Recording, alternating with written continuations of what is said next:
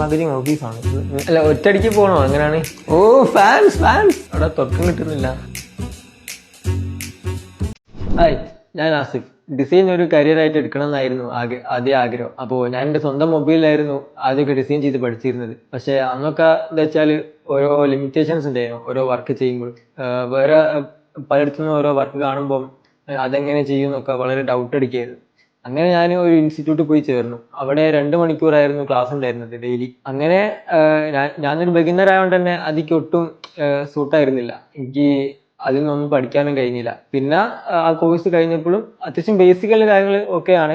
അപ്പോഴാണ് എനിക്ക് മനസ്സിലായത് ഈ ഒരു എക്സ്പീരിയൻസ് വെച്ചിട്ട് എനിക്കൊരു ഗ്രാഫിക് ഡിസൈനറായിട്ട് ഒരു സ്ഥാപനത്തിൽ വർക്ക് ചെയ്യാൻ പറ്റൂല. അങ്ങനെ ഞാൻ അവിടെ നിന്ന് ഇറങ്ങി കുറച്ച് ഗ്യാപ്പ് എടുത്തു.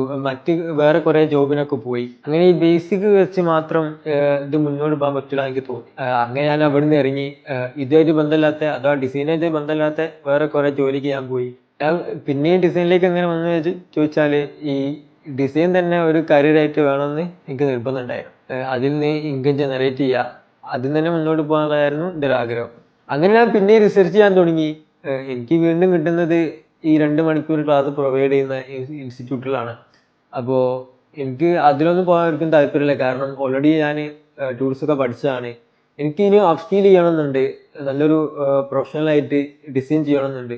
അങ്ങനെ റിസർച്ച് കണ്ടിന്യൂ ചെയ്തപ്പോഴാണ് ഫ്രോഗിന്റെ ആഡ് കാണാൻ കഴിഞ്ഞത്. അപ്പോഴത്തേനും ഞാൻ അവരെ വിളിച്ചു. സ്ട്രക്ചർ വളരെ ഡിഫറെൻ്റ് ആണ്. കാരണം ഇവിടുത്തെ ഡിഫറെൻറ്റ് ടാസ്ക് വെച്ചാൽ പ്രൊജക്റ്റ് പ്രസൻറ്റേഷന്, ടാസ്കിങ് സെക്ഷന്, ഇതൊക്കെ എനിക്ക് വളരെ യൂസ്ഫുൾ ആയി തോന്നി. ഇവിടുന്ന് കുറേ ടാസ്ക് ചെയ്തിട്ടുണ്ട്. ബ്രോഷറ്, മാനിപ്പുലേഷന്, പാക്കേജ് ഡിസൈന്. അതിലൊരു പ്രൊജക്റ്റാണ് ഇതിനെന്ന് വെച്ചിട്ട് ഒരു ബ്രോഷറാണ്. ഇതിനു വേണ്ടി കുറെ റിസർച്ച് എടുത്തിട്ടുണ്ട്. ഒരു ക്ലയന്റിന്റെ അടുത്ത് ഒരു ബ്രോഷർ കിട്ടിക്കഴിഞ്ഞാൽ അത് ഈ മെറ്റീരിയലിൽ പ്രിന്റ് ചെയ്യാൻ പറ്റും, നമുക്ക് അവർക്ക് പറഞ്ഞു കൊടുക്കാൻ പറ്റും. ഇതിൽ മെയിനായിട്ട് എടുത്ത് പറയേണ്ടത് ഏതാ വെച്ചാൽ ബ്രാൻഡിങ് പ്രൊജക്റ്റ് ആണ്. ഇപ്പോൾ ഇവിടെ ഓരോരുത്തരും ഓരോ ബ്രാൻഡിങ് ചെയ്യണം.